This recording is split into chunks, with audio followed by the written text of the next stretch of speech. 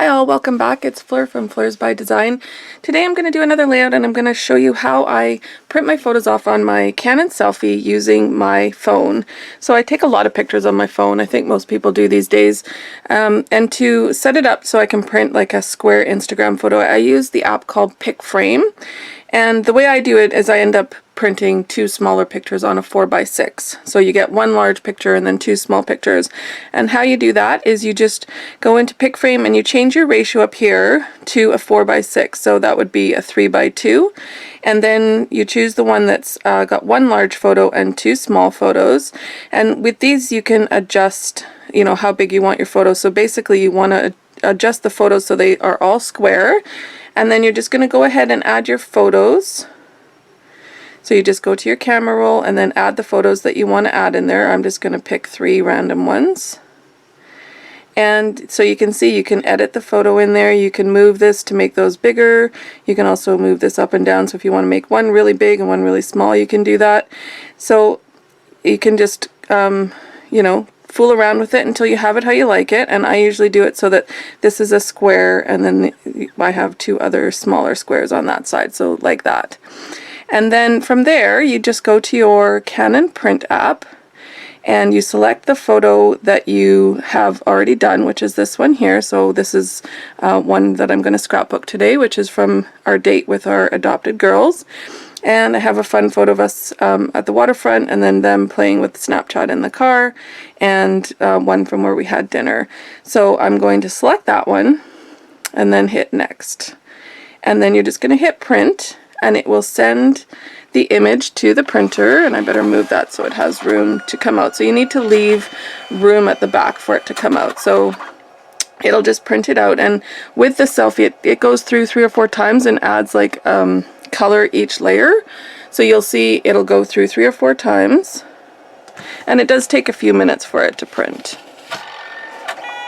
So I'm just going to let that print, and then that's the photo that I'm going to be using. So you can see it adds color. So here's the yellow layer, and as it goes through it just keeps adding colors to it, and then you come out. I really love this little selfie print because you can use it directly from your phone. It makes me print photos out a lot more than I think if I had to go to my computer and use my regular printer. Doing it from my phone like this makes it a lot easier. So we'll just see how that turns out. And you can see now the blues are being added. And one more time through.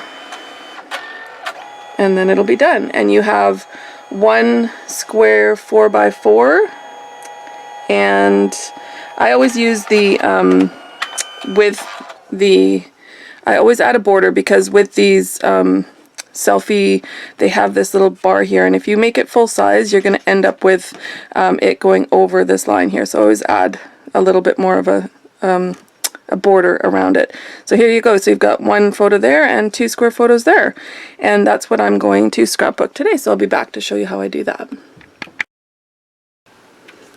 Okay, so I found some patterned paper to layer underneath, and for this little one with the fringe, I've actually fringed it. So that's just going to go kind of at the bottom, and then I picked a black and then the butterfly one. So those are just going to be my layers. And then I thought I would add a title to the top. So I was thinking either this love one or we could use the happiness, but I think the happiness gets lost a little bit. So I think I'm going to go with the love. And then to offset that, I need something down in this corner.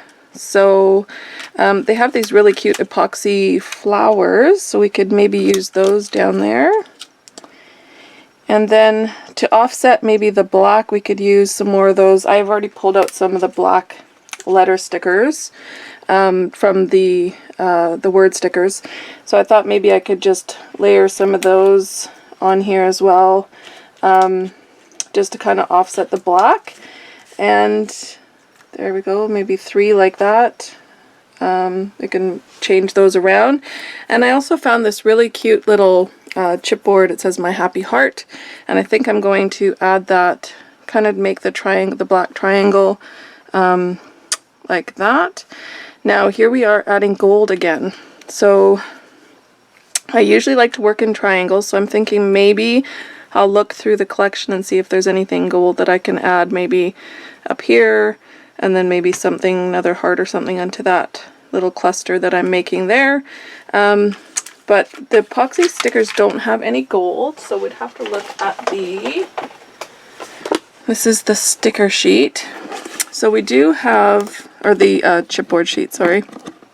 And we do have, there's gold on this little deer here. I don't know if the deer would necessarily go with this though. And then there's these three here, so I could add, let's see, maybe the pink one. I could add something going this way like that to kind of offset that, or even like that. There, no, I don't like that. No, so basically I'm just gonna look around, see if I can find any more kind of gold accents. There's this label one here. That might work.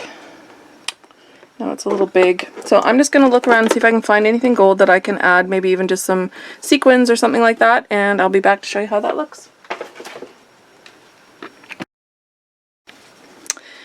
So I found on the washi sheet a little heart that has half a gold, so I used that, and then also on the washi sheet was this gold washi paper, so I just cut a really thin strip of it and added it there, so I've got some of the more gold on there. And then to fill in this side down here, I just used the black words stickers from the epoxy sheet, which I love, and just put a bunch of them down the side there. I'm still feeling like it's missing something, and I think what I'm going to do with this layout is add a little bit of the misting ink, so I'm going to go grab that, and I'll be back to show you how it looks when it's all done. So I had to get a little creative with the ink because I couldn't find my distress inks or my spray inks. So I ended up just using the watercolor palette with the black and just a brush, and I just put some inking just along the kind of the line there, the diagonal line, and I think I'm going to call that one done. So there's another layout done. I love this collection by Maggie Holmes. It's so cute. I'm going to use it a lot for probably my Disney mini album, which I'm going to be working on next. And I hope you stop by next week for another video. Thanks very much. Give it a big thumbs up if you like it, and we'll talk to you soon. Bye!